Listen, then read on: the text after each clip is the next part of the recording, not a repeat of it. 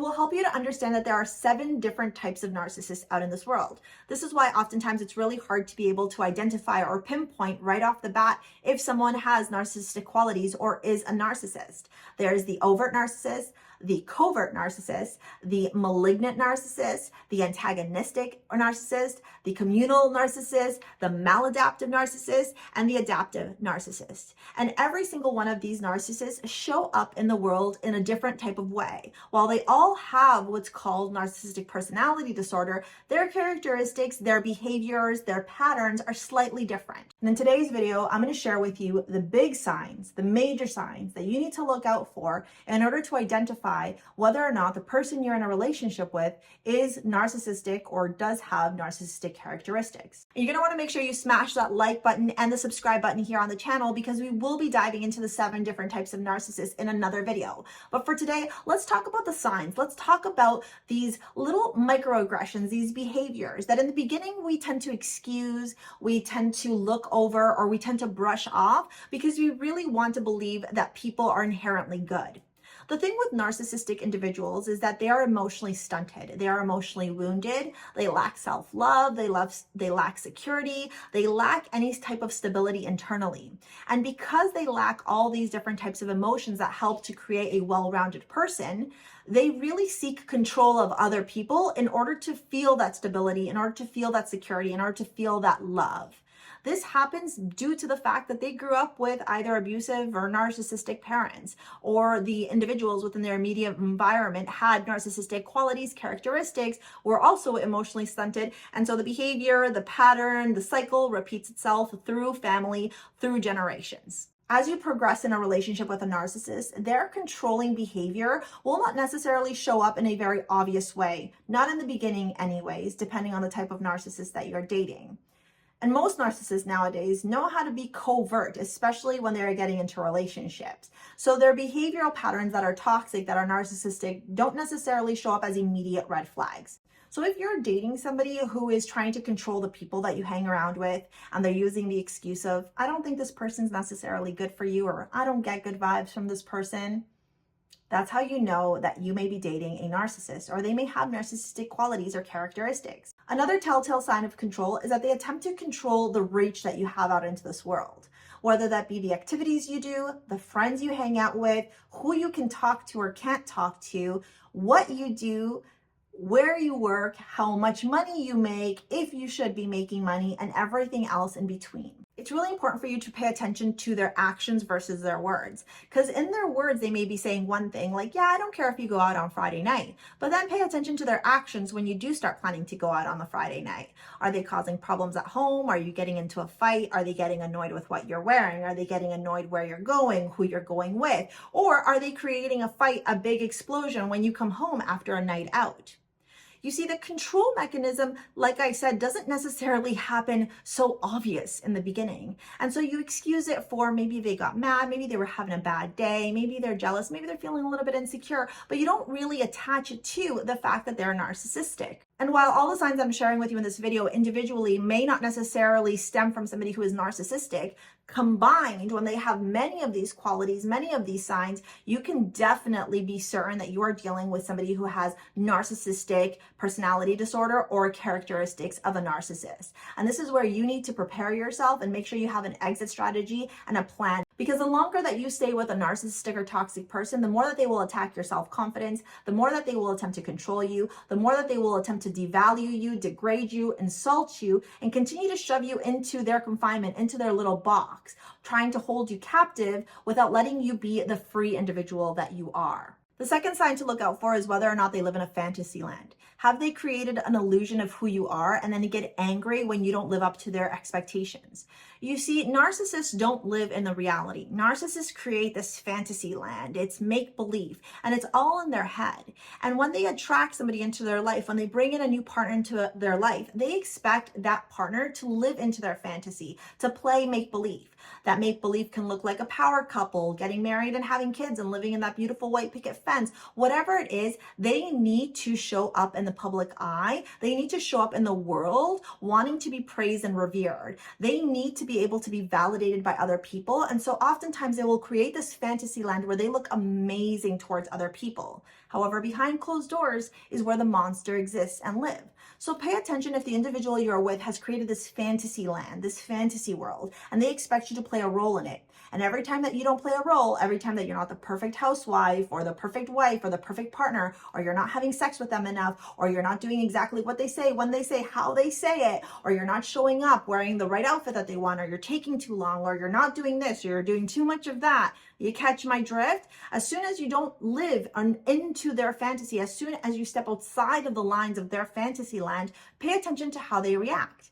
Pay attention to how they talk to you. Pay attention to how they treat you, because you will most definitely notice that their love is conditional, which means when you are doing exactly what they want, behaving exactly how they want, you will be showered with love, praise, and adoration. But the minute that you decide to step outside of those lines, the minute that you decide to step outside of the illusion, the fantasy that they have created with you, or the minute that you're not living up to their fantasy, they will start mistreating you. They will start discarding you. They will start verbally, mentally, emotionally being abusive towards you, and sometimes may even be physically abusive with you. And if that's the case, it's really important that you get help immediately. You need to understand that regardless of who you are, what they've told you, or where you grew up, you do not deserve any form of abuse. You do not deserve any form of physical, mental, emotional, financial abuse. Abuse is not okay in any form of relationship. And if you are experiencing any form of abuse, make sure that you talk to somebody you trust, like a doctor, a therapist, or the police. Because this is how you are able to free yourself from the grasp of the narcissist, is by taking control back of your life. If you're finding this content helpful so far, let me know in the comments below. If you want to work with me directly, take a look at the description box below on how you can get a hold of me so you can reclaim your power, transform your life, and unlock the dream life that you've always wanted. Looking back on the narcissistic relationship I had, one of the things that I missed from the very beginning was the Jekyll and Hyde personality. And I chalked it up to being a typical human being, right? We all have good days, we all have bad days. It's part of being human, and it's part of experiencing this life. It's all part of the human experience, really. The difference between you and I is that when we have bad days, we are able to acknowledge and self-reflect and realize how those bad days and the behaviors that we exhibited on those bad days affect other people. Narcissists have a Jekyll and Hyde personality. They have two faces. The face they show out in the public, because remember, they care about the illusion, the fantasy land that they have created for other people so that other people can applaud them, celebrate them, so that they can be revered, upstanding citizens, right? They have good careers, good job. They have the perfect wife that is so docile and sweet. They have the perfect husband who looks a certain way and makes a certain amount of money. You see, they have these specific levels of status that they obtain to in order to be celebrated, because they are continuously worried about the judgment that they are receiving from other people. However, that mask that they wear in order to be properly received by people, or in order for other people to view them as these upstanding citizens, that comes off behind closed doors. That's why I always say it's the monster that lives behind closed doors. Because when you start seeing the Jekyll and Hyde personality, how they treat you in public versus how they treat you in private, how they speak to you in public versus how they speak to you in private, you'll start to recognize that there is a stark difference. And eventually, all narcissists expose themselves. So even if you're dating a covert narcissist, you will start to realize that their mask starts to slip. I'll never forget this one experience where I was at a Starbucks, which is, you know what Starbucks is. I think no matter where you live in the world, there is a Starbucks. And we were getting a coffee, and I mentioned to the person I was dating, I don't know, I said something, I don't remember what it was. And there was a couple in front of us, and you can tell they were very lovey-dovey. They were holding hands. You know, they were a really cute couple. And I said something to my then partner, the person who was narcissistic, and they lashed out at me in such an abrasive, aggressive way for a simple question that I asked, that the couple in front of me turned around and looked at me with these eyes like, "Are you okay?" That was insane. And that's when the mask starts to slip, where you will realize that other people will look at you and be like, "Are you okay? Is everything okay? Like, do I need to intervene here?" Because narcissists will have a Jekyll and Hyde personality. when they are living up to their fantasy land, their fantasy image, the performer that they are, they're going to be charming, they're going to be kind, they're going to be making everyone laugh, they're going to be the center of attention, everyone's going to think they are amazing, they are just the greatest person, the best citizen, the best friend, the best neighbor, the best whatever. But to you, because you're dating them, they can now take off the mask, because little by little, they started to see that you'll accept them, that you'll take and accept how they treat you, that you won't put up boundaries with them, that they can discard you and then love bomb you, and that you'll have no problem accepting that as a type of conditional love. And so that is sign number 3, is for you to pay attention to the dual personality, the Jekyll and Hyde. Do they play games with you? Do they speak to you in a condescending, arrogant, degrading tone behind closed doors, but then in the public shower you with love and hold your hand and cuddle you and wrap their arms around you? That is a sure sign that you are dating a narcissist or somebody who is highly toxic, when they treat you one way in public versus another way in private. Early on in my relationship with a narcissistic individual, somebody tried to warn me of who they were, and I didn't listen to them because I wasn't paying attention to the red flags.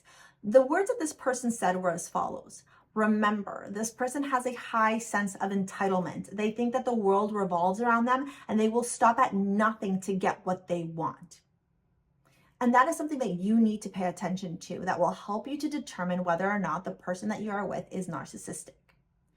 While it does tie into their need for control, this goes a layer deeper, because a narcissistic person completely disregards anybody's feelings, anybody's needs, anybody's life. They have no regard. They lack empathy. They do not care. As long as their needs, their sense of entitlement, what they want is always prioritized. And they're willing to go to extreme measures in order to get what they want. They will lie, they will triangulate, they will gaslight, they will manipulate, they will do absolutely everything that they can in order for them to get what they want. They are willing to stop at almost nothing.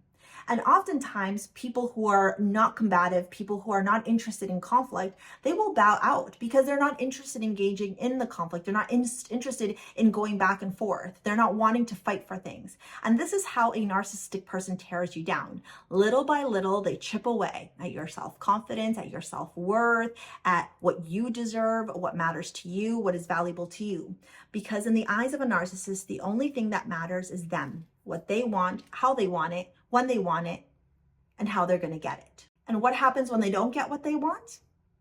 They have massive tantrums, explosive tantrums, where it feels like you are living in World War III, where the fighting, the arguing feels like a wild roller coaster ride, where you're going in circles, where you start at one point and then you're ending up in a completely different topic, where you're being continuously gaslit, manipulated, you're continuously being made to feel bad and feel guilty for having your own needs, for wanting to address your own feelings, for wanting to talk about the things that will make you happy, for wanting to do the things that will make you happy, for wanting to be able to live the life that you want, collaborating and compromising with your partner.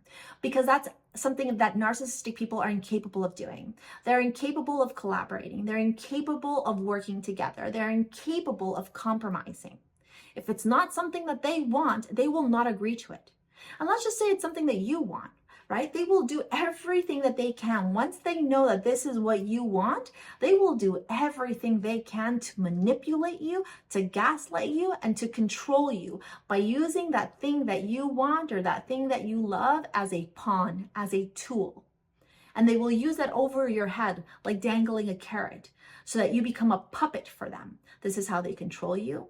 This is how they use their Jekyll and Hyde personality. This is how they gaslight you. This is how they manipulate you. This is how they continue to be able to thrive in these environments where the world believes on the outside that they are these amazing, upstanding individuals who are so kind, so charming, so loving, but behind closed doors, they are secretly abusing you and hurting you in order for you to fit into the fantasy land that they've created.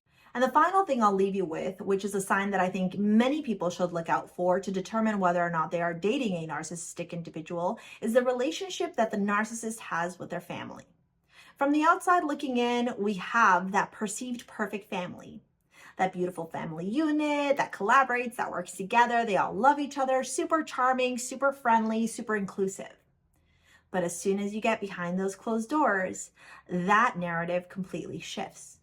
And when you start to pull yourself away, you start to view things objectively, you'll start to realize that there is massive enmeshment within the family, that the toxic family patterns are seeped within everyone that is in a relationship or in that toxic family unit. You will also notice within their family dynamics that apart from the enmeshment, where there are no boundaries, where the relationships with one another lack a lot of boundaries, there's also this energy or this pattern or behavior that is very incestual. You will often find that there are these very morbid relationships between the siblings or between the parents. And this is because the family unit in itself that the narcissist derives from is also often very toxic. It's very narcissistic as well. So pay attention to how their parents treat you. Pay attention to what their parents say. Pay attention to the relationships that they have or the lack thereof of relationship that they have and why. Because you will often find that a narcissistic individual won't give you the complete story. The more that you stay with them, the more that you are dating them, the more that you are hanging out with their family members, or you're not, the more that you start seeing that things aren't adding up. The reason why you want to pay attention to the relationship that the narcissist has with their immediate family, mom, dad, brothers, sisters, aunts, uncles, etc., is because it'll give you a clue into what you are actually dealing with and who you are actually dealing with. The apple does not fall far from the tree. I hope that this video was helpful for you. Let me know in the comments below. If you want to work one-on-one with me, take a look at the description box below. If not, take a look at my school where I offer a lot of free exercises and different courses to support you in transforming your life. We will see you on the next one. See you later, alligator. Peace out. Bye.